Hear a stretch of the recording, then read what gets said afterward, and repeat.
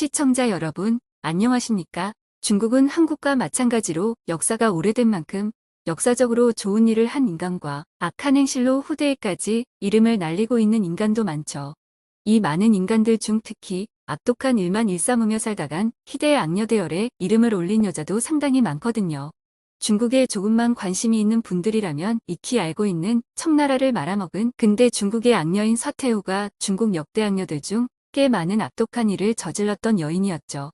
서태후는 이 악녀의 이름이 아닌 서쪽 별궁에 살고 있는 태후를 말하는 것이고, 당시 동궁도 있기 때문에 당연히 동태후도 있었지만 이 여자는 악녀의 대열에 낄 정도는 아니었나 봅니다. 하지만 중국에는 서태후라는 근대에 살았던 희대의 악녀보다 훨씬 전부터 악녀라는 이름으로 전해져 내려오는 엽기적인 여자들이 적지 않다는 것을 익히 알고 계시겠죠? 중국에서 희대의 악녀로 처음 이름을 올린 여자는 주지웅님의 주인공 상나라 마지막 왕인 주왕의 애첩이었던 달기라는 후궁입니다. 이 달기라는 주왕의 애첩은 엄청 예쁘고 남자 애간장을 태울 줄 아는 여자였기에 주왕을 주색에 빠져 연못에 술을 채우고 주변의 나무에 열매 대신 고기를 주렁주렁 달아놓고 신하들에게 하사하거나 많은 후궁들을 데리고 색욕을 채울 수 있게 하였다고 합니다. 이것을 후대에 주지육림이라 일컬었습니다. 달기의 아름다움에 빠져 달기의 무슨 청이든 다 들어주었던 주왕은 달기가 궁궐 안에 큰 연회장을 만들어 달라고 아양을 떨자 그렇게 해주었고, 하루는 주왕은 연회에 참석한 모든 사람에게 절대 옷을 입지 말고 짐이 있는 곳까지 걸어와 인사를 하라. 고 하자 1천여 명의 사람들 모두 실오라기 하나 걸치지 않은 채로 춤을 췄고, 남자들은 맘에 드는 여자를 찾으러 뛰어다니고 여자들은 잡히지 않으려고 도망다니고 잡히면 비명을 질러대는 등 궁궐안은 그야말로 아수라장이었습니다.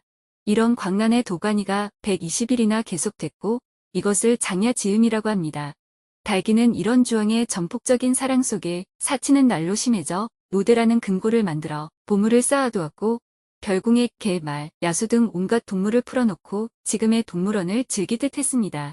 보통 악녀는 질투심이나 욕심 등을 이유로 다른 여자를 괴롭히거나 악질적인 행위로 상대를 고통스럽게 하는 것인데, 이 달기라는 여자는 조금 달랐다고 합니다. 이 달기라는 여자만 악녀가 아니라 주왕 역시 극에 달한 사치와 잔인한 행위로 인간을 고통스럽게 하는 것을 즐겼는데, 이 행위를 달기와 함께 술판을 벌인 가운데 잔인함을 즐겼다고 합니다. 그들이 저질렀던 인간에게 고통을 주던 방법 중 가장 잔인한 행위는 포락지형이라고 하는 처형 방법이었습니다. 이것은 기름 바른 구리 기둥을 숯불 등 불 위에 걸쳐놓고 그 위를 걸어가게 함으로써 타 죽게 하는 방법이었는데, 별 잘못도 없는 신하들이 떨어져서 비명을 지르고 이런 고통 속에 죽어가는 것을 즐겼다고 합니다. 하루는 주왕과 달기가 녹대 위에서 연애를 즐기고 있었는데, 술과 흥에 취한 주왕이 3,600명의 궁비빈에게 옷을 모두 벗고 노래하고 춤을 추도록 하였습니다. 이때 달기가 모함하여 억울하게 죽임을 당한 강황후에 남겨진 궁녀 72명이 기둥 뒤에 숨어서 이 모습을 훔쳐보며 눈물을 흘리자 이 모습에 격분한 달기가 주왕에게 일러바쳤습니다. 그녀는 구덩이를 파고 뱀과 정갈을 잔뜩 푼 다음 궁녀들을 구덩이로 빠뜨리자고 주왕에게 청했고, 물론 모든 것은 그녀가 바라던 대로 행해져 불쌍한 궁녀들이 고통 속에 죽어갔습니다. 돈분지형이란 말은 이 일에서 비롯되었다고 합니다. 주왕의 폭정이 날이 갈수록 심해지자 백성의 원성은 하늘 높은 줄 모르고 치솟았고, 주왕의 폭정에 결국 재상 비간이 나서서 충원을 했습니다. 비간은 성인으로 알려져 주왕은 계속 비간을 피해 다녔는데 비간이 사흘 동안이나 계속 굽히지 않고 가나자 주왕은 분에 못 이겨 말했습니다. 짐이 듣기로는 성인의 심장에는 7개의 구멍이 있다고 들었는데 숙부가 정말 성인인지 확인해 보겠소.